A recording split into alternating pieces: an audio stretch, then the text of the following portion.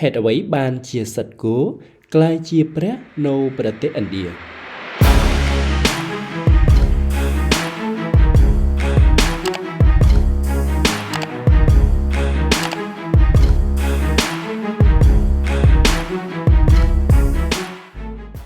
ៅពេលដែលយើងនិយាយដល់ប្រទេសឥណ្ឌាយើងតែងតែនឹកឃើញដល់ពណ៌ចម្រុះវប្បធម៌ដ៏សម្បូរបែបនិងរឿងមួយដែលប្លែកភ្នែកបំផុតសម្រាប់ភ្ញៀវទេសចរនោះគឺសត្វគោដែលដើរយ៉ាងសេរីតាមដងផ្លូវដោយគ្មាននរណាហេតុដេញឬធ្វើបាបពួកវានោះឡើយសម្រាប់មនុស្សទូទៅគោគ្រាន់តែជាសត្វពាហនៈសម្រាប់ផ្ដល់សាច់និងទឹកដោះប៉ុណ្ណោះនោះទេប៉ុន្តែសម្រាប់ប្រជាជនឥណ្ឌាដែលមានជំនឿលើសាសនាហិណ្ឌូជាង 1000 លាននាក់សត្វគោមិនមានគ្រាន់តែជាសត្វប៉ុណ្ណោះនោះទេតែវាគឺជាហ្គាវម៉ាតាឬហៅថាព្រះមាតាគោវាមិនមែនជារឿងចៃដន្យនោះទេដែលសត្វមួយនេះមានឥទ្ធិពលយ៉ាងខ្លាំងនៅលើសេដ្ឋកិច្ចនយោបាយនិងជំនឿសាសនារបស់មហាអំណាចអាស៊ីមួយនេះនៅពីក្រោយភាពស័ក្តិសិទ្ធិនេះគឺជាប្រវត្តិសាស្ត្រដ៏វែងឆ្ងាយជាង 3000 ឆ្នាំដែលផ្សារភ្ជាប់រវាងមនុស្សនិងធម្មជាតិក្នុងវីដេអូនេះយើងនឹងលាតត្រដាងទាំងអស់គ្នាថាហេតុអ្វីបានជាគោត្រូវគេគោរពបូជាថាតើទឹកនោមនិងលាមកគោពិតជាមានតម្លៃដូចមាសមែនដែរឬទេនិងថាតើវាមានឥទ្ធិពលយ៉ាងណាដល់ជីវិតប្រចាំថ្ងៃរបស់ជនជាតិឥណ្ឌាសូមតាមដានជាមួយខ្ញុំដូចតទៅដើម្បីយល់អំពីមូលហេតុយើងត្រូវត្រឡប់ទៅក្រោយជាង 3000 ឆ្នាំមុនក្នុងសម័យវេទនៅពេលនោះសង្គមឥណ្ឌាពឹងផ្អែកទាំងស្រុងទៅលើកសិកម្មបងប្អូនអាចសម័យមើលថានៅក្នុងសម័យដែលគ្មានត្រាក់តរគ្មានជីគីមីនិងគ្មានម៉ាស៊ីនផលិតអាហារសត្វគោគឺជាអ្វីៗគ្រប់យ៉ាងទី1ជាកម្លាំងអូសទាញគូឈ្មោលជួយភ្ជួររកដីទី2ប្រភពអាហារ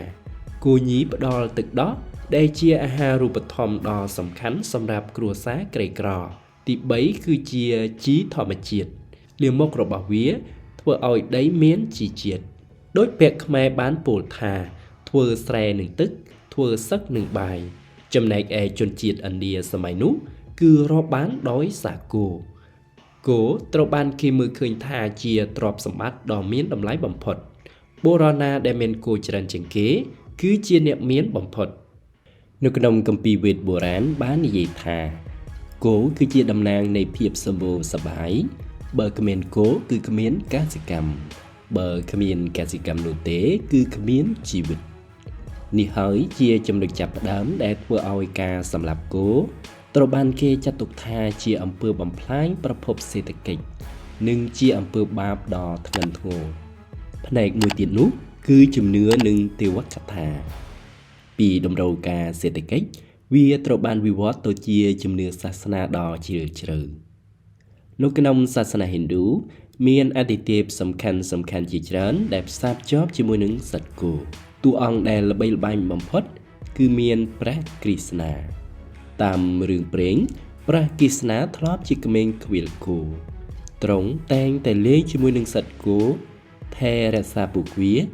និងផ្លុំឃ្លួយឲ្យពួកវាស្ដាប់នេះគឺជាការបង្រៀនឲ្យមនុស្សចេះស្រឡាញ់សត្វនិងធម្មជាតិម្យ៉ាងទៀតយើងមិនអាចភ្លេចព្រះសិវៈដែលជាអាទិទេពដ៏កំពូលមួយអង្គយានជំនិះរបស់ព្រះសិវៈគឺគោឈ្មោលសដែលមានឈ្មោះថាណានឌីហេតុដូច្នេះហើយនៅគ្រប់ប្រាសាទព្រះសិវៈនៅក្នុងប្រទេសឥណ្ឌាអ្នកនឹងតែងតែឃើញរូបសំណាកគោណានឌីដេកនៅពីមុខច្រកចូលជានិច្ចអ្នកស្រុកបានជំនឿថានឹងមិនអាចទៅដល់ព្រះសិវៈបានទេបើមិនគោរពគោណានឌីជាមុនគោក៏ត្រូវបានតំណាងឲ្យទស្សនវិជ្ជាអហិង្សាឬការមិនបៀតបៀនជីវិតសត្វដោយសារគោជាសត្វដែលផ្ដល់ទឹកដោះឲ្យមនុស្សប្រៀបបានដូចជាម្ដាយទី2ការសម្លាប់វាដើម្បីយកសាច់ត្រូវបានគេមើលឃើញថាជាអំពើឃោរឃៅបំផុតមួយផ្នែកទៀតនោះគឺតម្លៃនៃផលិតផលទាំង5ឥឡូវនេះយើងចូលដល់ចំណុចមួយដែលអាចនឹងធ្វើឲ្យអ្នកទស្សនាភ្ញាក់ផ្អើល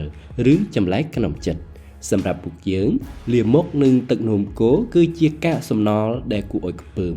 ប៉ុន្តែនៅឥណ្ឌា ví chỉ mẹនៅក្នុងវប្បធម៌ហិណ្ឌូមានពាក្យមួយថាបញ្ចកប្បដែលមានន័យថាផលិតផលទាំង5រួមមានទឹកដោះគោជូរហ្គីលាមក និងទឹកនំគោទី1លាមកគោនៅក្នុងជនបទលាមកគឺជាប្រភពថាមពលគេយកវាហាលថ្ងៃឲ្យស្ងួតដើម្បីធ្វើជាអតីតសម្រាប់ចម្អិនអាហារផ្សែងរបស់វាត្រូវបានគេជឿថាអាចបណ្ដេញសត្វល្អិតបានលើពីនេះគេយកលាមកគោលាយជាមួយដីដើម្បីសាងសង់ជញ្ជាំងផ្ទះ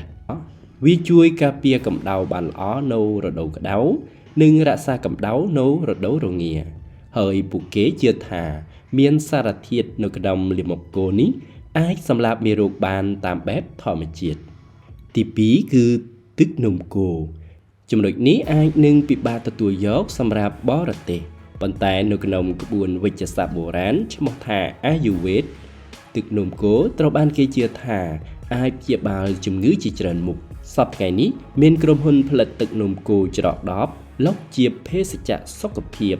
ឬយកធ្វើជាសាប៊ូនិងថ្នាំដុសធ្មេញទៀតផងសម្រាប់ពួកគេនេះមិនមែនជារឿងកខ្វក់ទេតែជាការសម្អាតនិងជាឱសថទិព្វសេចក្តីស្រឡាញ់ចំពោះសត្វគោត្រូវបានបង្ហាញយ៉ាងច្បាស់ក្នុងពិធីបុណ្យនានាដូចជាពិធីបុណ្យប៉ុង្កលនៅភាគខាងត្បូងនៃប្រទេសឥណ្ឌាក្នុងថ្ងៃនោះគេមិនអោយសត្វគោធ្វើការទេតែគេងូតទឹកឲ្យវាតុបតែងស្នែងដោយពណ៌ចម្រុះនិងចងកណ្ដឹងយ៉ាងស្រស់ស្អាតព្រមទាំងដាក់ចំណីពិសេសឲ្យវាស៊ីវាគឺជាថ្ងៃដែលកសិករថ្លែងអំណរគុណដល់សត្វដែលជួយឲ្យពួកគេពេញមួយឆ្នាំទោះជាយ៉ាងណាក៏ដោយនៅក្នុងសង្គមឥណ្ឌាទំនើបរឿងសត្វគោគឺជាប្រធានបទដ៏រសើបនៃនយោបាយផងដែររដ្ឋជាច្រើននៅឥណ្ឌាមានច្បាប់ហាមឃាត់ការសម្លាប់គោនិងហាមលក់សាច់គោជាដាច់ខាតការបំពានច្បាប់នេះអាចនាំឲ្យមានទោសធ្ងន់ធ្ងរជួនកាលមានចម្លោះរវាងអ្នកដែលបរិភោគសត្វគោនិងក្រុមដែលការពារសត្វគោនេះបង្ហាញថាគោមិនត្រឹមតែជាសត្វនោះទេតែវាជាអត្តសញ្ញាណជាតិនិងជាបន្ទាត់ក្រហមនៃជំនឿដែលមិនអាចបំពានបានសរុបមកវិញការគោរពគោនៅឥណ្ឌាមិនគ្រាន់តែជាជំនឿដ៏ងងឹតងងល់នោះទេវាគឺជាការដឹងគុណវាគឺជាការឆ្លុះបញ្ចាំងអំពីទំនាក់ទំនងរវាងមនុស្សនិងធម្មជាតិដែលមនុស្សទទួលស្គាល់ថាបើគ្មានសត្វមួយប្រភេទនេះទេអរិយធម៌របស់ពួកគេប្រហែលជាមិនអាចរីកចម្រើនដូចសពថ្ងៃនោះឡើយពីសត្វអូសទាញក្លាយជាព្រះមេតាពីលាមកក្លាយជាធម្មពល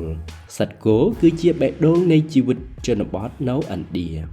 ចុះអ្នកវិញតើអ្នកយល់យ៉ាងណាដែរចំពោះវប្បធម៌ដ៏ប្លែកមួយនេះសូមបញ្ចេញមតិនៅខាងក្រោមហើយកុំភ្លេចចុច like និង subscribe ដើម្បីទទួលបានវីដេអូចំណេះដឹងថ្មីៗបន្តទៀតសម្រាប់ថ្ងៃនេះខ្ញុំបាទសូមជម្រាបលាសូមអរគុណ